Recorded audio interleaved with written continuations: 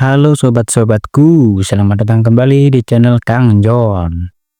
Kali ini kita akan membahas sebuah kisah epik tentang pengkhianatan para dewa, kebangkitan kekuatan kuno, dan pilihan berat seorang ayah yang harus menentukan nasib dunia manusia dan para dewa sekaligus. Tanpa banyak basa-basi, langsung saja kita ke pembahasannya. Let's go! Perseus adalah anak Zeus yang menolak hidup sebagai dewa dan lebih memilih menjalani kehidupan sebagai manusia biasa di bumi, meskipun Zeus telah menawarinya untuk memerintah bersama di Olympus. Dalam kehidupan manusianya, Perseus sengaja menjauh dari urusan para dewa yang menurutnya selalu membawa kekacauan. Dia memilih hidup sederhana, fokus pada keluarga, terutama putra sematawayangnya, Helios, serta menjalani hari-hari tenang sebagai seorang nelayan. Ketenangan itu mulai terusik ketika Zeus tiba-tiba muncul di rumahnya. Zeus meminta Perseus ikut terlibat dalam masalah besar para dewa, yaitu ancaman runtuhnya tembok Tartarus di neraka yang selama ini menahan Kronos, monster kuno yang pernah dikalahkan dan dikurung oleh Zeus. Zeus menjelaskan bahwa para dewa kini melemah karena manusia tak lagi berdoa kepada mereka. Namun, Perseus menolak membantu karena ia tak ingin terseret kembali ke konflik para dewa dan hanya ingin melindungi keluarganya. Setelah ditolak, Zeus mencari bantuan dari Poseidon, Hades, dan Ares. Poseidon bersedia membantu, tetapi Hades dan Ares justru berkhianat. Mereka menyerang Poseidon, menangkap Zeus, dan merampas petirnya. Dalam kondisi terluka parah, Poseidon mendatangi Perseus dan memohon agar ia menyelamatkan Zeus dari neraka, wilayah kekuasaan Hades. Poseidon menyuruh Perseus mencari putranya, Aegenor, yang tinggal bersama Ratu Andromeda. Sebelum akhirnya meninggal, Poseidon menyerahkan trisulannya kepada Perseus sebagai bekal perjalanan. Perseus pun meninggalkan putranya dan memulai perjalanan dengan menunggangi Pegasus hitam. Ia bertemu Ratu Andromeda di sebuah medan pertempuran saat pasukannya melawan Chimera. Di sana, Perseus bertemu Aegenor yang sedang dipenjara karena mencoba menipu Andromeda dengan mencuri perhiasan kerajaan, namun gagal. Aegenor awalnya menolak membantu, tetapi setelah dijanjikan kebebasan dan emas dalam jumlah yang besar, ia setuju ikut berlayar menuju Pulau Kali, tempat dewa terbuang berada. Perseus menyerahkan trisula Poseidon kepada Aegenor karena hanya dia sebagai putra Poseidon yang dapat menggunakannya untuk menunjukkan arah. Aegenor kemudian menjelaskan bahwa dewa terbuang itu adalah Hephaestus, dewa pandai besi yang menciptakan senjata para dewa, garpu milik Hades, petir Zeus, dan trisula Poseidon.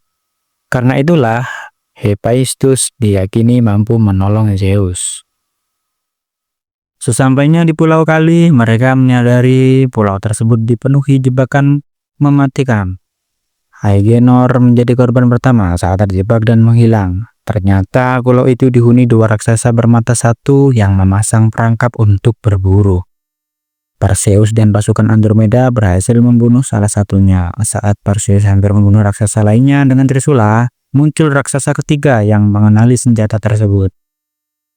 Para raksasa pun berhenti menyerang dan membawa mereka menemui Hephaestus. Sementara itu, di neraka, Hades dan Ares sepakat membangkitkan Kronos demi mendapatkan keabadian dan menjadi sekutunya. Untuk mempercepat kebangkitan Kronos, mereka menggunakan kekuatan abadi milik Zeus. Semakin kuat Kronos, semakin lemah Zeus.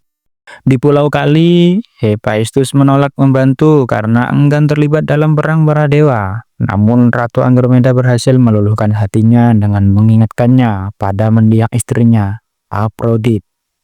Akhirnya, Hephaestus bersedia membantu. Hephaestus mengungkapkan bahwa dialah perancang sekaligus pembangun tembok Tartarus. Ia merancang tembok tersebut agar tidak bisa dimasuki siapapun, tetapi tetap menyisakan satu jalur rahasia berupa labirin mematikan yang hanya ia yang mengetahui. Saat mereka tiba di depan pintu labirin, Ares muncul karena salah satu pasukan Andromeda berdoa kepadanya, sehingga ia mengetahui lokasi mereka.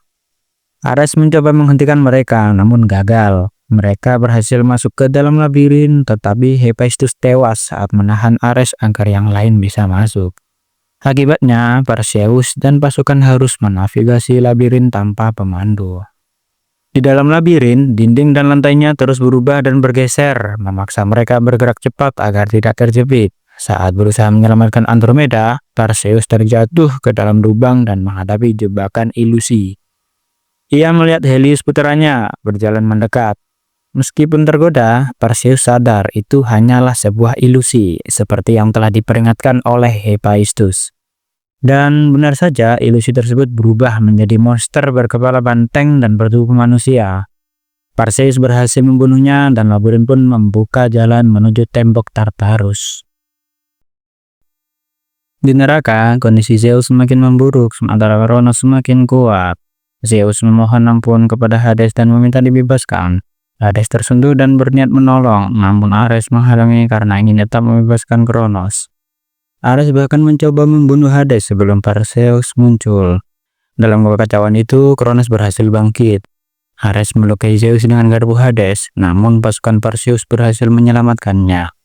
Dalam kondisi sekarat, Zeus menjelaskan bahwa Kronos hanya bisa dibunuh dengan lembing Trium, senjata gabungan dari petir Zeus, Trisula Poseidon, dan garpu Hades. Perseus ditakdirkan membunuh Kronos, tetapi petir Zeus masih berada di tangan Ares, sehingga harus direbut.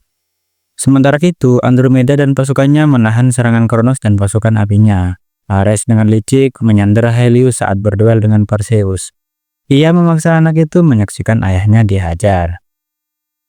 Pertarungan berlangsung timpang karena kekuatan Ares jauh lebih besar. Namun dengan kecerdikan, Perseus berhasil mengalahkan Ares dan membunuhnya menggunakan petir Zeus. Ia kemudian menyatukan ketiga senjata dewa menjadi lembing Trium. Hades mendatangi Zeus yang sekarat dan menggunakan sisa kekuatannya untuk menyembuhkan Zeus sementara, meski itu menguras tenaganya sendiri. Zeus dan Hades bersama-sama melawan pasukan Kronos tanpa senjata. Namun, tanpa kekuatan penuh, mereka tak mampu menandingi Kronos dan akhirnya kewalahan. Perseus terbang dengan Pegasus hitamnya sambil membawa lembing Trium, lalu melemparkannya ke mulut Kronos. Kronos hancur seketika dan pasukan Andromeda bersorak kemenangan. Perseus kemudian mendatangi Zeus yang sekarat setelah menghabiskan sisa tenaganya menahan serangan terakhir Kronos. Zeus mengatakan bahwa manusia tak lagi perlu menyembah para dewa karena ia akan mati. Ia berpesan agar Perseus menggunakan kekuatannya dengan bijak sebelum akhirnya menghembuskan nafas akhirnya. Hades tetap hidup namun kehilangan kekuatan dewanya dan memilih menjadi pengelana. Semua senjata para dewa pun musnah bersama kehancuran Kronos. Di akhir kisah, Perseus menyerahkan pedangnya kepada Helios sebagai warisan lalu mencium Ratu Andromeda.